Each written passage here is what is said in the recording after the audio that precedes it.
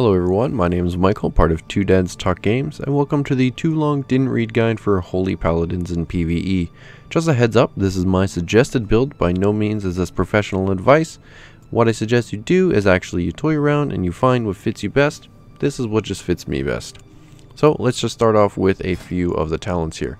At level 15, I like to go with Bestow Faith. This gives me a large, reliable heal when I know a tank is about to take a large chunk of damage. My level 30 talent, I choose Rule of Law. It's nice because when I end up going on the move and people are running out, I can still reach them. My level 45 talent, I go with Blinding Light. This is a nice AoE CC when we're in those panic moments and we just need the mobs to just stop attacking.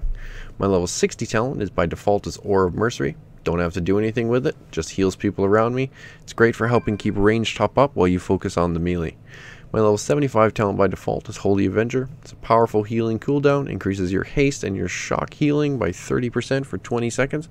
It's great for those panic moments as well.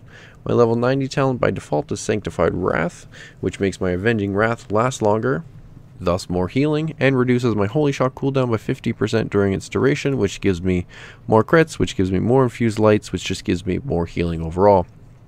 My level 100 talent by default is Beacon of the Lightbringer. This allows me to get greater healing on melee based on their proximity to the tank, and greater healing on ranged based on their proximity to me. Now let's just go over a couple of your key spells here. First and foremost, you're going to be using Holy Shock on cooldown. Your bread and butter spell has a higher crit chance than all of your other spells. When it crits, Infusion of Light will proc right here. What that does is it decreases the cast time of your next Holy Light or increases the healing done by your next Flash of Light by 50%. Basically, you want those Holy Shocks critting. You want them critting often because that's what's going to help you conserve your mana. Your Tears Deliverance. This is the new ability that's been granted by our artifact weapon. I tend to use this on cooldown only because the cooldown is very long. Basically what it does is it generates a hot on your current target that will bounce around and heal an injured ally within 15 yards for X amount every 1 second or so. Personally, I don't use Light of the Martyr much, only because it sacrifices my own health to heal whomever I'm healing. That is a very panicky button. Only use that if you know that you're going to survive it. Basically, if your tank's about to die, you can throw out a couple of those until your Holy Shock comes off cooldown, or you know that your Bestow Faith is going to pop soon. Otherwise, that's not a favorable spell. Light of Dawn, it's our only AoE spell. It's a cone in front of us. It does decent enough healing.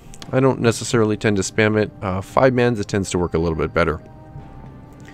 Holy Light is a efficient spell, which is low mana cost but a high cast time. Flash of Light is a quick cast but a high mana cost. So both of those heal for pretty much the same. It's really depending on what type of healing you need to do. If you need to heal someone now, Flash of Light. If they can wait an extra half second, it's going to be Holy Light. Holy Avenger is going to be one of your oh crap buttons, and you need to get that healing out right now because it increases your haste and your Holy Shock healing by 30% for 20 seconds. Again, panic button. Lay on Hands, great ability. I've got the legendary that reduces the Lay on Hands cooldown by 40%. This is going to be another panic button, primarily used on your tanks. It'll heal them for about half of their health because it heals for your maximum health, and we usually run about half, little under half of what a tank will.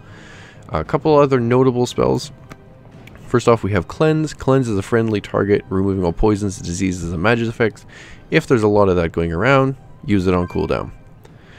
Aura Mastery. This is a good one. 3-minute cooldown, empowers your chosen aura and increases its radius to 40 yards for 8 seconds. Aura of Mercy has no target limit and increases healing by 100%. This is a great raid cooldown if you're all stacked together. This will put out a ton of healing, and this is what's going to help you keep you at the top of the meters if you're worried about that kind of thing.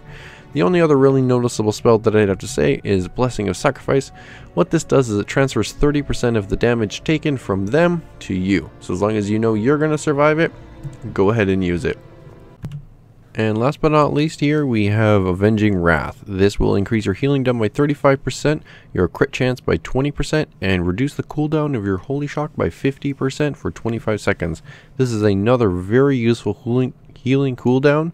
Try to save it for when you really need that extra little burst. If you find you're not needing that extra little burst, just use it liberally. It just gives you more healing. Anyways, thank you very much for listening to this Too Long Didn't Read guide on Holy Paladins. Hopefully I've been able to provide you with some useful information. Now get out there and keep those tanks alive. Have a great night.